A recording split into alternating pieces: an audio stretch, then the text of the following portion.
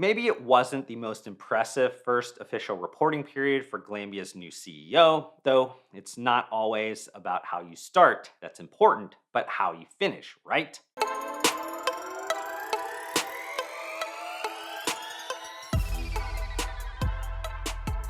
I'll decode that introductory statement throughout this content, but on May 1st of 2024, Glanbia updated the public markets by releasing its 2024 first quarter interim management report. I will be utilizing that financial information along with the notes I took while listening to the earnings conference call and any relevant publicly disclosed information to obviously update you on the recent performance of Glanbia and specifically Glanbia Performance Nutrition, but also I'll be utilizing everything to provide insights about the global sports and active nutrition market. Just some quick financial mumbo jumbo housekeeping for us Americans. These numbers that you will hear throughout the content will only be in year over year comparative percentages. So you won't be hearing revenue numbers in this interim management statement release. And that's because Glanbia is not an American corporation and has different reporting standards for their public markets.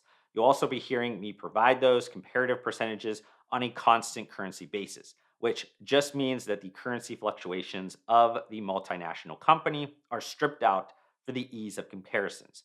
Okay, enough with those formalities. Let's start with a quick update on the financial data. Wholly owned revenues of Glanbia were down 5.5% year over year. This comprised of pricing being down 6.9%, but volume was up 1.5%. Additionally, Glanbia had a negative 0.1% impact from disposal of assets during the comparative period.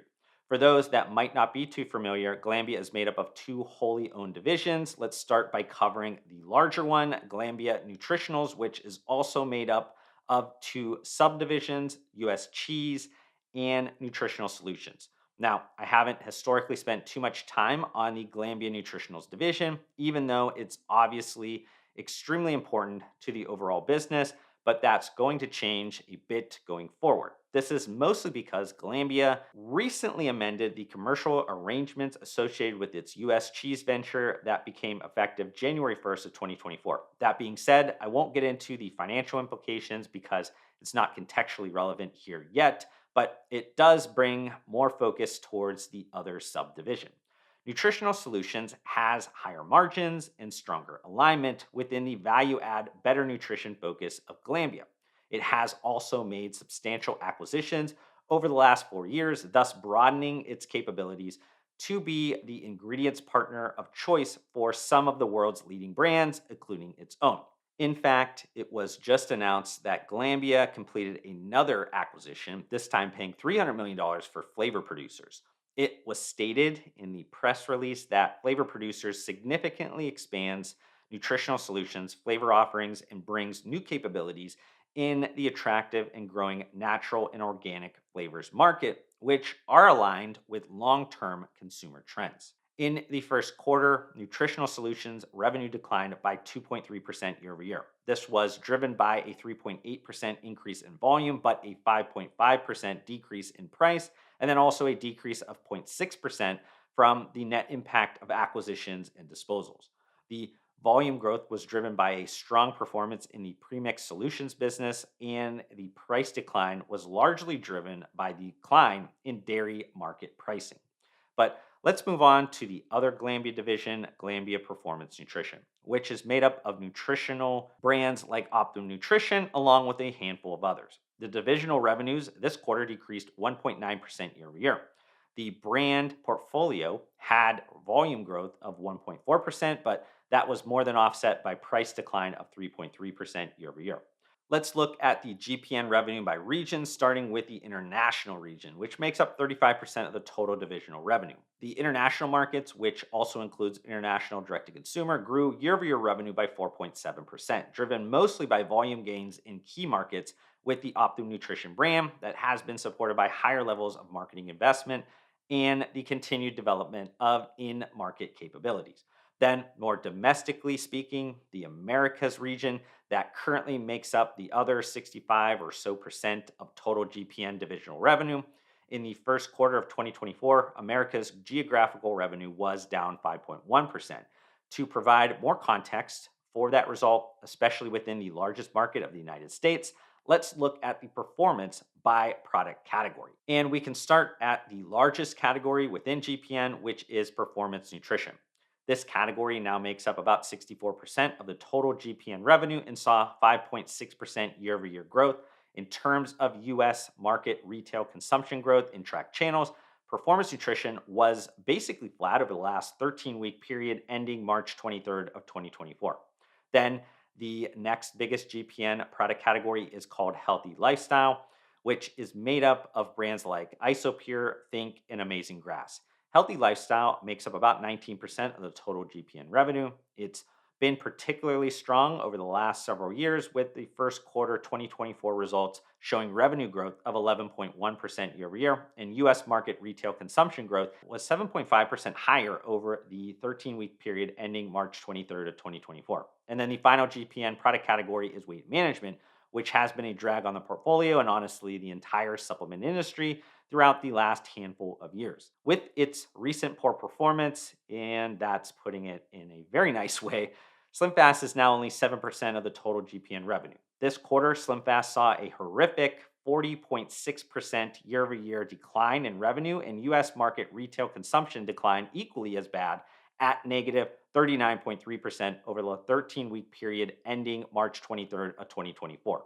And I'm not going to be that broken record again where I explain how SlimFast has struggled within an evolving weight management category and then GLP-1 this or that, because you can honestly look back at the hours of commentary I've shared about this subject matter on my YouTube channel.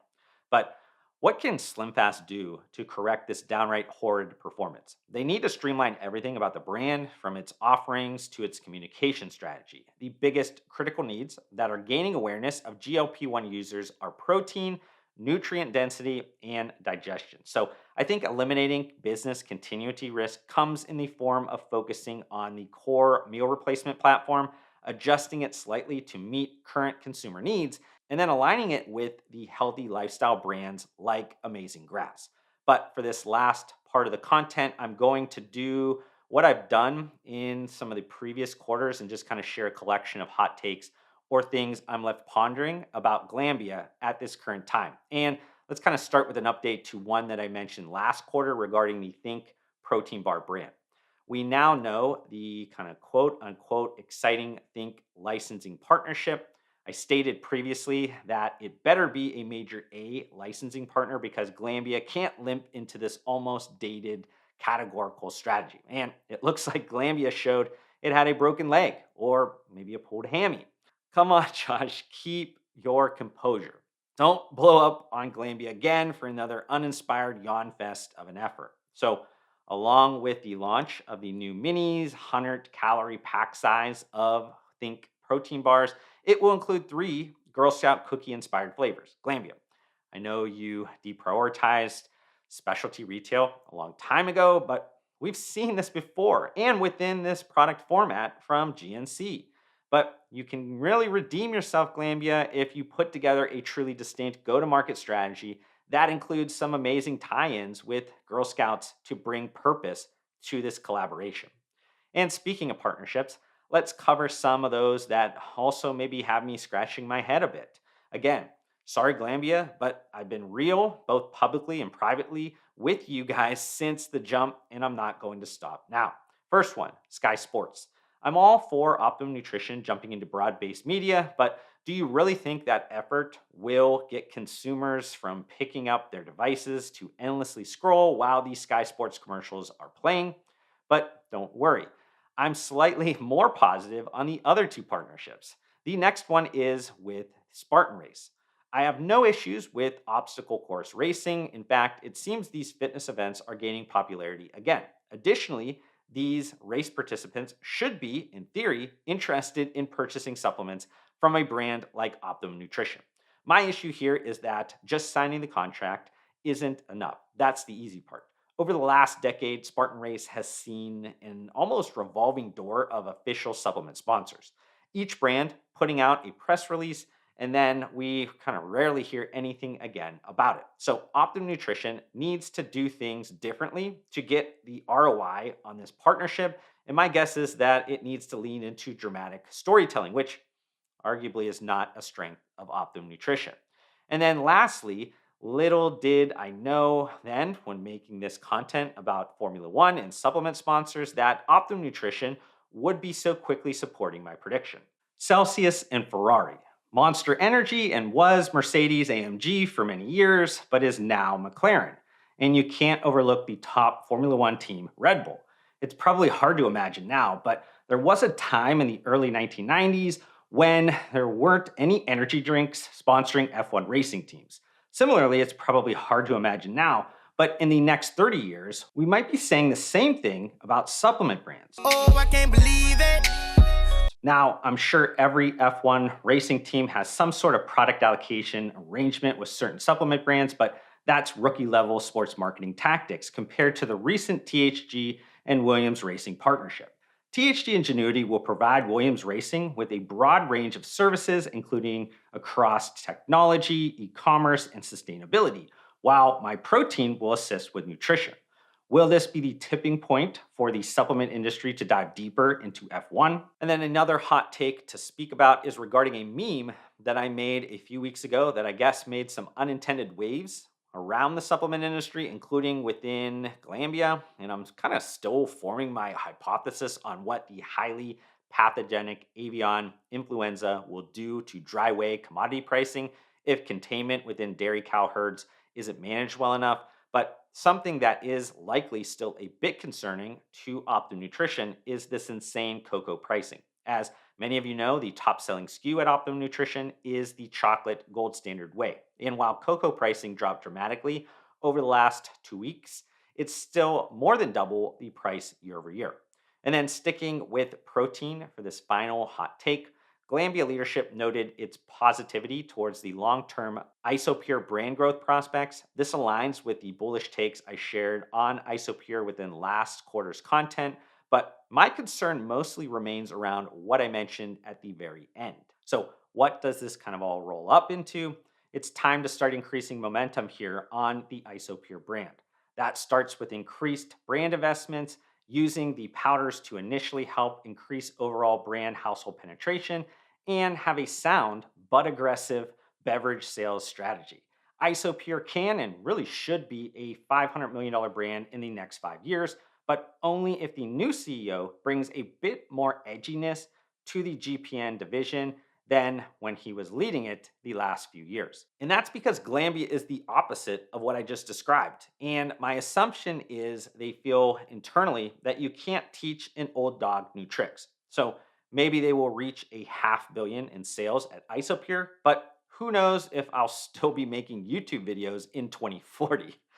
But I hope you enjoyed this YouTube video. If you did, consider hitting that like button to support me. Also help me get to my new short-term goal of 4,000 subscribers by hitting that subscribe button. I'd love to see you join me on this journey, but we need to fix the fact that I think slightly over 90% of you that are watching this YouTube video right now are not subscribed to my channel, and that makes me extremely sad. But I do want to thank you for tuning in, and I'll see you on the next one.